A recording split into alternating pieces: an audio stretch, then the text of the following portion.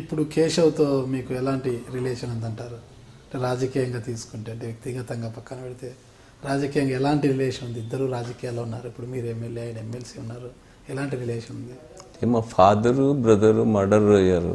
ఆ కేసులో కూడా గట్టిగా ప్రయత్నం చేసాం. అయితే కేసు కూడా దాంట్లో కూడా మేము సక్సెస్ కాలే. పాలిటిక్స్లో మేమిద్దరం కూడా ఒకరికొకరు పెద్ద టాకింగ్ టర్మ్స్ ఇవన్నీ ఉండవు. ఎప్పుడైనా స్టేజ్ మీద కనపడినప్పుడు హల్లా అంటే హల్లా అంటుంటాం, అంత తప్ప మా ఇద్దరి మధ్య అంతకు మించి ఏం లేదు. అంటే కమ్యూనిస్ట్ నేపథ్యం ఉన్న మీరు అంటే రాజకీయాల్లో ఎలక్షన్స్లో డబ్బులు ఖర్చు పెట్టడము అవన్నీ ఎలా చేస్తుంటారు? అంటే ఏమన్నా ఖర్చు పెడుతుంటారా? రాజకీయాలు ఇప్పుడున్న కాస్ట్లీ రాజకీయాలు ఎవరు విజయం సాధించాలంటే మంచి ఒకటే కాదు, డబ్బు కూడా చేతిలో ఉండాలి. డబ్బు లేకపోతే ఎవరు కూడా విజయం సాధించడం నిజమే. చాలా మంది ఆశ్చర్యపోతూ ఉంటారు, నువ్వు ఎట్లా పాలిటిక్స్ నడుపుతావు అని చెప్పి నన్ను అడుగుతూ ఉంటారు. నేను సిపిఎంలో ఉన్నప్పుడు సిపిఎం పార్టీగానే ఖర్చు పెట్టేవాళ్ళం. తర్వాత కొంత మేము కూడా పెట్టాము అప్పుడు కూడా. తర్వాత కాలంలో పార్టీ సహాయం చేసి తర్వాత ఫ్రెండ్స్ సహాయం చేశారు అట్ట తప్ప పెద్ద మాకు ఇప్పటికి కూడా పెద్ద సొంత ఇల్లు అనంతపూర్లో కూడా లేదు. మా భూములపైన వాటిపైన చేసేవాళ్ళము. అయితే చాలామంది సహాయం చేశారు, బయటకు వచ్చాం. ఏమైనా కూడా ఈ ఎలక్షన్స్ ఈ సిస్టమ్ ఇవన్నీ కూడా డబ్బుమయమైపోయినాయి, దిగజారిపోయినాయి. అందుకనే ఈ రాజకీయ రొచ్చులో పడిన తర్వాత మేము కూడా పవిత్రంగా ఉంటామని చెప్పి అనడానికేం లేదు. అది తప్పనిసరి ఈ పాలిటిక్స్లో సర్వైవ్ కావాలంటే మేము కూడా ఎలక్షన్స్లో అందరి మాదిరి పార్టిసిపేట్ చేయాల్సి వచ్చింది. అవి మా సొంత డబ్బా లేకపోతే ఫ్రెండ్స్ ఇచ్చారు ఇంకోటి ఏదైనా కూడా ఒకసారి మేము ఇంతకుముందు ఒక 20 ఏళ్ల క్రితం 10 ఏళ్ల క్రితం అయితే కరెక్ట్గా ఉన్నామంటే ఓకే నిజమే కదా అనుకున్నాను. కానీ ఇప్పుడు అట్లా అనుకోము జనరల్. ఎందుకంటే ఇప్పుడు ఈ పాలిటిక్స్లో దిగిన తర్వాత మేమంతా స్వచ్ఛంగా ముత్యంలాగా ఉన్నామని చెప్పి చెప్పడం కరెక్ట్ కూడా కాదని నాకున్న అభిప్రాయం. 2009లో కూడా మీరు పోటీ చేసినప్పుడు కేశవ్ గారు 500 ఓట్ల ప్రజలు 220 ఓట్లతోనే ఓడిపోయారు. అది తక్కువ. అప్పుడు ఎలా ఫీల్ అయ్యారు మీరు? అసలుకి అంత తక్కువ మెజార్టీతో బాధపడ్డా. బట్ అయితే నేను ఎలక్షన్ అయిన వెంటనే ప్రజల్లాగా పోయినా మళ్ళీ తిరిగి మామూలుగా నేను ఎందుకంటే కమ్యూనిస్ట్ పార్టీల్లో ఉండొచ్చా, స్టూడెంట్ లీడర్గా ఉన్నప్పుడు కూడా హోల్ టైం వర్క్ చేసేవాళ్ళం. ఎప్పుడు కూడా స్టూడెంట్స్లో అట్టే ఉండాలి. అందుకనే ఇవన్నీ గెలుపు ఓటములు కొంత ఎవరైనా బాధపడతారు, సహజమే. అంటే బాధపడ్డా తప్ప పెద్ద దానికోసం అని చెప్పి పార్టీ పని. ఎందుకంటే మా ఫాదర్ బ్రదర్ మర్డర్ అయినప్పుడే వారం రోజులకే మేము మళ్ళీ పార్టీ పనిలో మునిగిపోయాం. పార్టీలో జిల్లా సెక్రటరీ బాధ్యతలు నిర్వహించా. మా ఫాదరు బ్రదరు మర్డర్ కంటే ఎలక్షన్లో ఓడిపోవడం అంత గొప్ప బాధాకరమైన విషయం కాదు. అయినా సరే చేశాము. మీరు 2009లో ఓడిపోయి మళ్ళీ తిరిగి ప్రజల్లోకి వెళ్ళారు.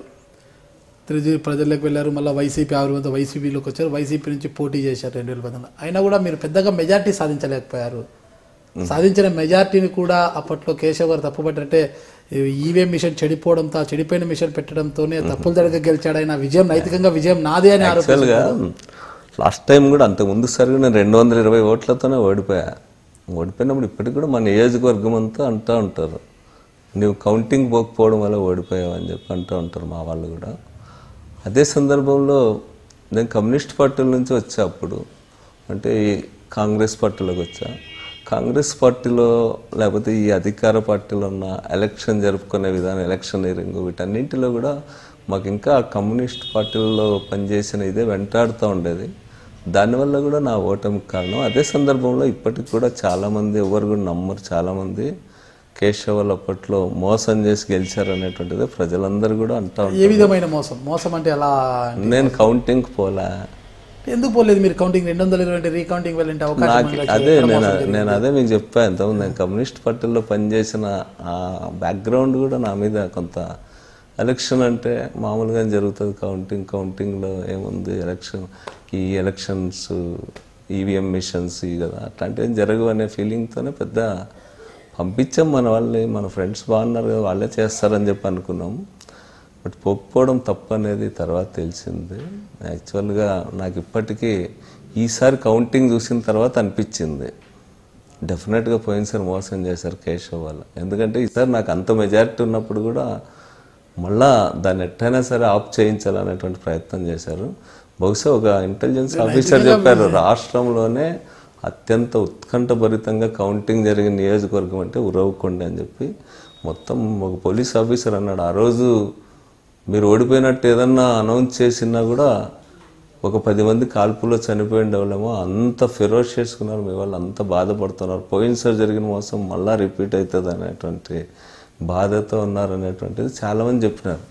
యాక్చువల్గా కేశవ్ నాకు 6,500,000 మెజార్టీ ఉన్నప్పుడు వెళ్ళిపోయాడు బయటికి, ఎందుకంటే ఓడిపోతాడని తెలుసు. ఎందుకంటే తన విలేజెస్ అన్నీ అయిపోయినాయి, తను రిగ్గింగ్ చేసుకోగలిగిన, తను దొంగోట్లు వేయించుకోగలిగిన విలేజెస్ అన్నీ అయిపోయినాయి, ఇంకెట్టి ఏం చేసినా గెలవనని తెలిసి వెళ్ళిపోయాడు.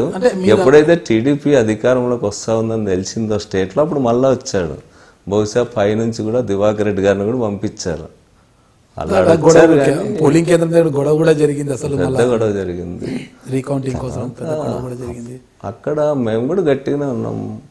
అంతకుముందు సారి మేము పోకపోవడం వల్ల పొరపాటు జరిగింది. ఈసారి అందుకని అందరం చాలా జాగ్రత్తగా ఉన్నాం. యాక్చువల్గా లాస్ట్ టైం చేసిన పొరపాటు జరిగింటే ఈసారి కూడా ఓడిచ్చిండే వాళ్ళు ఉన్నారు. జగన్ గారు ఒక్కటేనా, నేను పెద్దిరెడ్డి రామచంద్రరెడ్డి గారు, జగన్ గారు ముగ్గురమే ఉన్నాం కారులో. మామూలుగా అన్న అంటాడు, నేను కొత్త ఆయనకంటే పెద్దవాడిని కాబట్టి, విశ్వన్న అబద్ధం చెప్పమంటావా అన్నాడు. అబద్ధం చెప్దామంటే చెప్పేద్దాం, రుణమాఫీ సాధ్యం, ఎంత కావాలనుకున్నా, అసలు మన బడ్జెట్ సరిపోతుందా అన్నాడు.